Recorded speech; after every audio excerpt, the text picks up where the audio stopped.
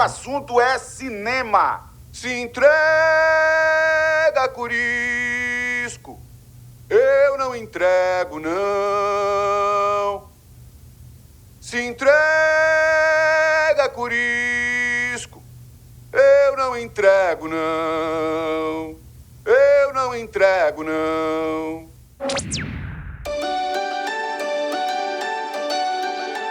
A Voz pode.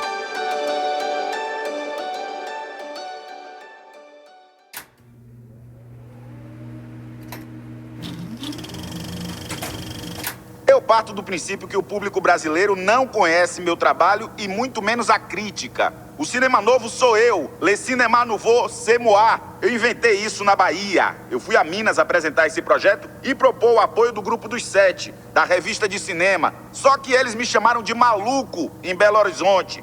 Mas em Paris, para quem quiser ler, tá documentado que os 3 filmes que mais influenciaram o cinema francês foram Prima de la Rivoluzione, de Bertolucci, La Chinoise, do Godard e Terra em Transe. Depois eu filmei O Dragão da Maldade contra o Santo Guerreiro em 1968 e fui para África, para a República do Congo, filmar O Leão de 7 Cabeças. Na sequência, filmei na Espanha o Cabeças Cortadas, que era uma continuação metafórica do Terra em Transe, que no Brasil foi proibido. Então eu cheguei à conclusão de que aqui não era possível levar o meu discurso avante, senão eu é que seria degolado. Meu exílio foi e não foi voluntário, mas eu não estou à disposição dos olhos públicos. A minha vida privada e os meus filmes são problemas econômicos. Então quem não paga as minhas dívidas não pode falar disso.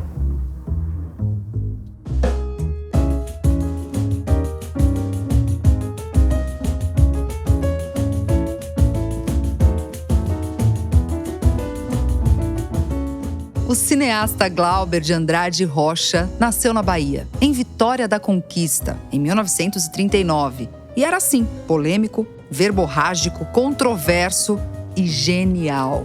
Ele realmente inaugurou o movimento que ficou conhecido como Cinema Novo, que também contou com nomes como Nelson Pereira dos Santos e Joaquim Pedro de Andrade, no Rio de Janeiro, e Roberto Santos, em São Paulo. O Cinema Novo propunha uma maneira de filmar oposta ao estilo americano. Isso também era uma proposta de 2 movimentos cinematográficos que vieram antes, a Nouvelle Vague e o neorrealismo italiano. Só que o maior prestígio internacional coube a Glauber.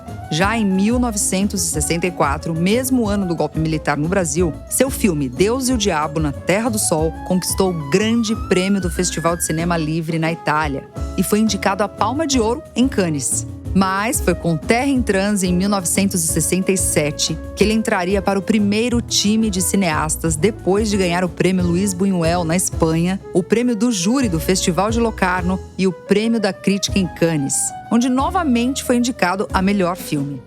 No ano seguinte, ele ainda ganharia o prêmio de melhor diretor no Festival Francês e mais uma vez seria indicado a melhor filme, com O Dragão da Maldade contra o Santo Guerreiro.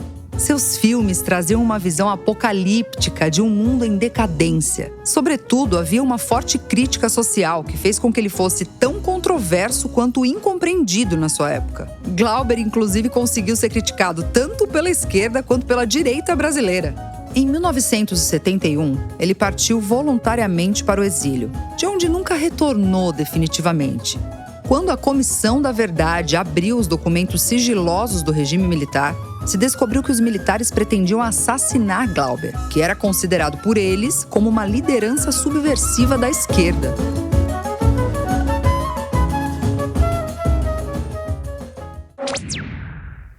No final do século XX, a situação é a seguinte: existem os países capitalistas ricos e os países capitalistas pobres. Existem os países socialistas ricos e os países socialistas pobres. Na verdade, só o que existe é o mundo rico e o mundo pobre.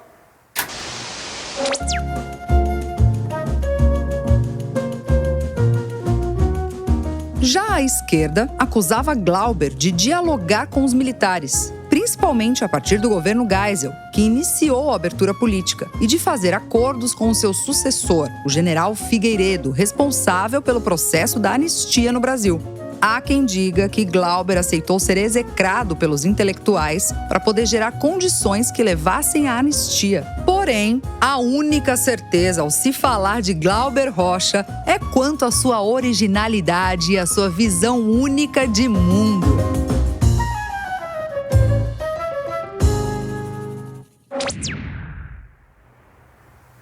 É só quando o intelectual, seja quem for, defendendo as causas do povo, dedica a sua atividade para servir de mensageiro, que a sua atividade cresce muito em importância, porque é aí que ele adquire um valor muito mais alto.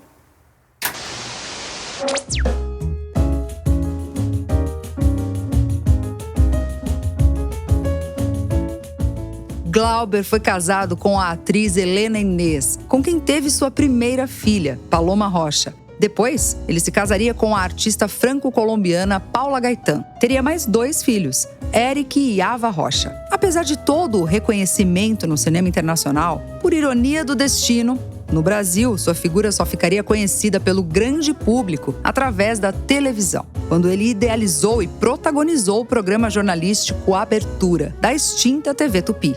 Como o nome sugere, a proposta do programa era discutir, com a participação do público e de personalidades, questões relacionadas à abertura política e ao processo de redemocratização vigente na época.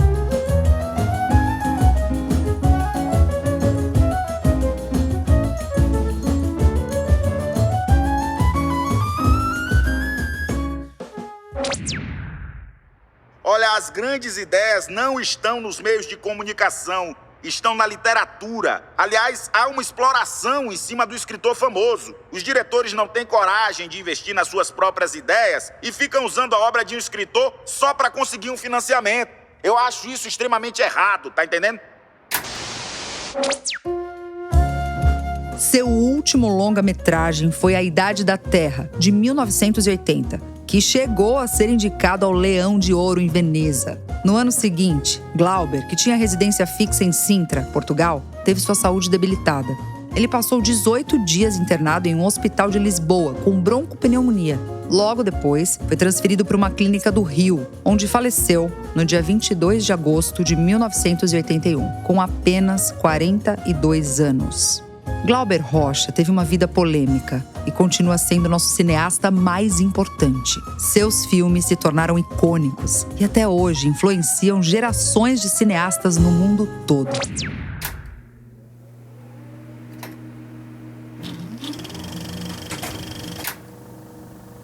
É como eu sempre digo, inventar-te-ei antes que os outros te transformem no mal entendido.